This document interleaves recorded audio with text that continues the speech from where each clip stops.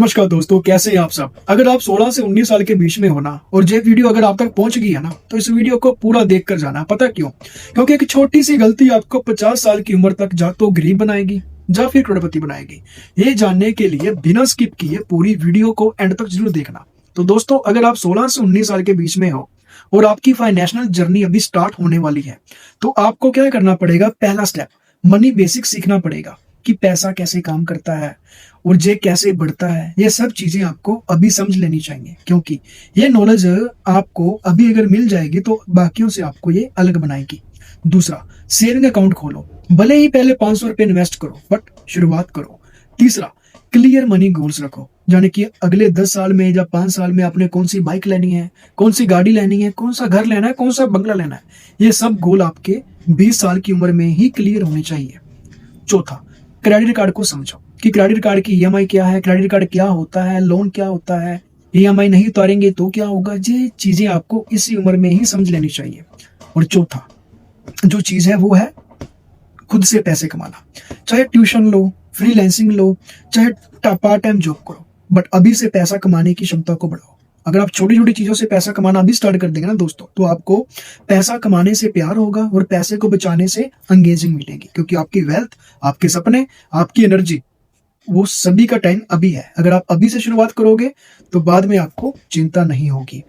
अभी बात करेंगे 20 साल की उम्र की। मान के चलो कि आप 16 से 19 के बीच में थे, अब बट आपका अगर वो भी पीरियड जा चुका है और आप अभी 20 साल के हो चुके हो ना, तो आपने सबसे पहले क्या काम करना है कि एक अच्छा सा इमरजेंसी फंड बनाना है कि मान के चलो कि कम से कम वो 6 महीने तक तो चले ही चले, क्योंकि जिंदगी में कब क्या हो जाए किसी को पता नहीं है। दूसरा, बजट स्टार्ट करें, यानी कि हर महीने कितना पैसा आपके पास आया, कितना गया, कितना खर्च किया, ये सब चीजें आपको अभी से ही नोटेड करनी जरूरी है। और तीसरा, जल्दी इन्वेस्टिंग शुरू कीजिए। जी हाँ, आपने सही सुना कि इन्वेस्टिंग अगर आप अभी से स्टार्ट कर देंगे तो आपको वो चीज मिलेगी जो एक 30 साल की उम्र के बंदे को नहीं मिलती। पता है क्या? वो है कंपाउंडिंग इंटरेस्ट। मान के चलो कि 1000 रुपए आप अभी म्यूचुअल फंड में इन्वेस्ट करते हो, 20 साल की आपकी एज है, 50 साल की रिटायरमेंट तक 30 साल आपके पास बढ़ते हैं, बट एक 30 साल की उम्र के बंदे के पास 20 साल बचे, 10 साल आपके पास उससे ज्यादा है। और 10 साल की जो कंपाउंडिंग की ताकत है ना, वो आपको 1 करोड़ 2.5 करोड़ के आसपास ले जा सकती है। तो इसलिए अवेयरनेस अगर आपके अंदर होगी तो आप अभी से इस चीज के लिए तैयार रहेंगे। अब चौथा है हाई इंटरेस्ट डेटा से बचो, यानी कि क्रेडिट कार्ड से बचो, या फिर आप पर्सनल लोन जो होता है उससे बचो, क्योंकि वहां पे आपको हाई इंटरेस्ट देना पड़ता है। तो ये सब चीजों का आपको अभी से ही ध्यान रखना पड़ेगा। पांचवा, गुड क्रेडिट स्कोर बनाओ, जिसको हम सिबिल स्कोर कहते हैं, क्योंकि फ्यूचर में अपने घर लेना होगा, गाड़ी लेनी होगी, बंगला लेना होगा या फिर फोन लेना होगा, तो भी आपको वहां पर लोन लेना पड़ेगा। तो लोन अगर आपने बड़ा लेना है और रेट ऑफ इंटरेस्ट आपको कम पड़े, उसके लिए आपको सबसे पहले अपना जो सिबिल है उसको मेंटेन करना पड़ेगा, वो भी अच्छे से। अभी हम बात करेंगे 30 साल की उम्र के लोगों की।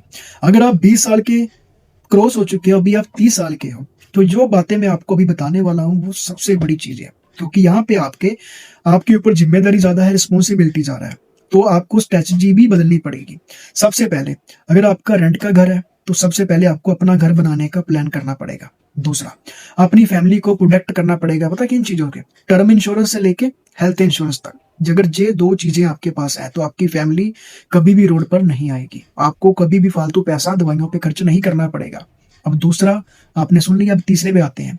रिटायरमेंट सेविंग को आपको बढ़ाना पड़ेगा, ये आज से ही स्टार्ट करना पड़ेगा, क्योंकि अगले 50 साल की उम्र तक अगर आपके पास एक वेल्थ होगी ना, तो आपको डरने की आवश्यकता नहीं पड़ेगी। इसके लिए आप क्या कर सकते हैं? पीपीएफ में जो फंड होता है वहां पे इन्वेस्ट कर सकते हैं, एनपीएस फंड में आप इन्वेस्ट कर सकते हैं। इसके लिए आप अभी से ही स्टार्ट करेंगे तो क्या है, इसमें पैसा तो ज्यादा बनता है बट रिस्क भी है। बट आपके पास अभी 30 साल है, जब 20 साल है तो उस पे ब्याह पे आप रिस्क ले सकते हैं। चौथा, इन्वेस्टमेंट डाइवर्स करें, यानी कि सिर्फ एक चीज पर या किसी एक फंड पर मत कभी पूरा पैसा लगाना, इसको डिवाइड करो। पहला गोल्ड में, म्यूचुअल फंड में, रियल एस्टेट में, 3-4 चीजों में अपना पैसा लगाओ, कभी भी एक चीज में पैसा कभी मत लगाओ। पांचवा, इंश्योरेंस कवरेज रेगुलर रिव्यू करें, जैसे कि जैसे जैसे आपकी फैमिली बढ़ती है वैसे वैसे आपने जो इंश्योरेंस लिए हुए हैं उसकी अमाउंट भी आपको बढ़ानी पड़ेगी। अब हम बात करेंगे 40 की एज तक। 40 की उम्र में अगर आप आ चुके हो तो तब आपको क्या करना पड़ेगा? यहाँ पे आपके पास सिर्फ लास्ट चांस बचता है सब कुछ ठीक करने का। पता कैसे? कि जैसे कि आपने अभी रिटायरमेंट 10 साल के बाद होना है, तो आपको जो पैसा पहले सेव कर रहे थे उसमें आपको बढ़ोतरी करनी पड़ेगी कि जितना पैसा आपका सेविंग में जा रहा है उससे दुगना आपका अभी भी सेविंग में जाना चाहिए। दूसरा, बच्चों की एजुकेशन के अकॉर्डिंग आपको पहले से ही इन्वेस्टमेंट प्लान बनाना पड़ेगा, क्योंकि स्कूल की जो फीस है वो दिन प्रतिदिन बढ़ती जा रही है। तीसरा, कर्ज को दूर करना पड़ेगा। अगर आपके सिर के ऊपर कोई लोन चल रहा है, कोई रिकवरी है, उसको तुरंत ही खत्म करो, क्योंकि इस उम्र में आप लोन नहीं ले सकते, तो लोन से दूरी बनाकर रखिए अगर आपने अच्छी जिंदगी जीनी है तो। पांचवा, सालाना फाइनेंशियल हेल्थ चेकअप जरूर करें। जैसे कि आप डॉक्टर के पास जाते हो ना अपना शरीर चेक करने के लिए, वैसे ही अपने पैसे को भी हर एक साल चेक जरूर करें कि वो बढ़ रहा है या कम हो रहा है। ये चीजें भी आपको ध्यान में रखनी पड़ेंगी। और आप बात करेंगे सबसे क्रिटिकल पीरियड, यानी कि अगर आप 50 साल के हो चुके हैं और आपने अभी तक कोई सेविंग नहीं करी, कोई गोल मैप नहीं बनाया, कुछ नहीं अगर आपने किया, तो अभी जो बातें मैं आपको बताने वाला हूँ ये आपकी जिंदगी का सबसे गोल्ड ऑफ पीरियड है, क्योंकि आप अभी स्टार्ट नहीं करोगे तो कभी नहीं करोगे। 50 की एज तक आप रिटायरमेंट के बिल्कुल करीब आ चुके हैं। अब आप में कोई गलती की गुंजाइश बाकी नहीं रहती। पहला आपने क्या करना है, कैचअप रिटायरमेंट कंपटीशन। जो आप पहले कम बचा रहे थे अब आपको ज्यादा बचाना पड़ेगा। जो पहले आप अपने रिटायरमेंट के लिए सेव कर रहे थे अब आपको उससे दुगना तिगना सेव करना पड़ेगा। दूसरा, आपको डिटेल्स रिटायरमेंट प्लान बनाना पड़ेगा, जैसे कि कितने पैसे चाहिए, कहाँ जाएंगे, कहाँ खर्च होगा, ये सब कुछ आपको कैलकुलेट करना पड़ेगा। उसी हिसाब से ही आप इन्वेस्ट कर पाओगे, उसी हिसाब से आप बचत कर पाओगे। तीसरा, अपनी जो वेल्थ है उसको प्रोटेक्ट करने के लिए अभी आप रिस्क नहीं ले सकते, क्योंकि अभी आपके पास टाइम नहीं है। अभी आपने क्या करना है, सिर्फ इसको जो पैसा आपके पास बचेगा उसको किसी एफडी में सेफ रखें, या किसी ऐसे बैंक अकाउंट में रखें जहां पे आपको महीने का या साल का 7 से 8% भी रिटर्न आता जाए बिना कुछ, क्योंकि आपके पास अभी रिस्क लेने के लिए टाइम ही नहीं है।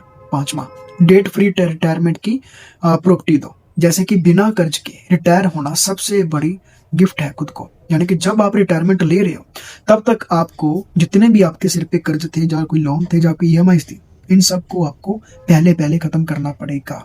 और एक अमाउंट भी आपको, एक ऐसी वेल्थ भी जोड़नी पड़ेगी कि आपको बुढ़ापे तक बच्चों के पास हाथ मत फैलाने पड़े, ऐसा भी आपको करना पड़ेगा। तो ये सब चीजें आपको खुद को ध्यान रखनी पड़ेगी। तो दोस्तों, अब आता है वो सिगरेट जो मैंने शुरुआत में बताया था कि सच्चाई ये है, आप चाहे कितनी भी उम्र में हो, कौन सी भी उम्र में हो, सबसे बड़ी गलती है कि लोग एक्शन नहीं लेते। आपने देखा होगा ना कि हर उम्र के लिए अलग टिप्स है, लेकिन सबसे बड़ा जो इम्पोर्टेंट बात पता क्या थी कि आज से ही शुरू करें। अगर आप 16 के हैं तो आज एक सेविंग अकाउंट खोलें। अगर आप 20 साल के हैं आज 100 रुपए से इन्वेस्टमेंट करनी स्टार्ट करें। अगर आप 30 से 40 के हैं तो आज अपना इंश्योरेंस चेक करें, इंश्योरेंस लें।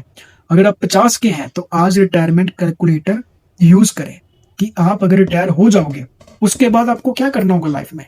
कहीं घूमने जाना होगा, सपने पूरे करने होंगे, गाड़ी लेनी होगी, या फिर कहीं हवाई जहाज में यात्रा करनी होगी। उसके लिए जो खर्चा आएगा उसको कैलकुलेट कर कर अभी से ही बजट रेडी करें कि मेरा ये बजट बनता है तो मेरे को इतने पैसे तो तब तक के लिए चाहिए ही चाहिए।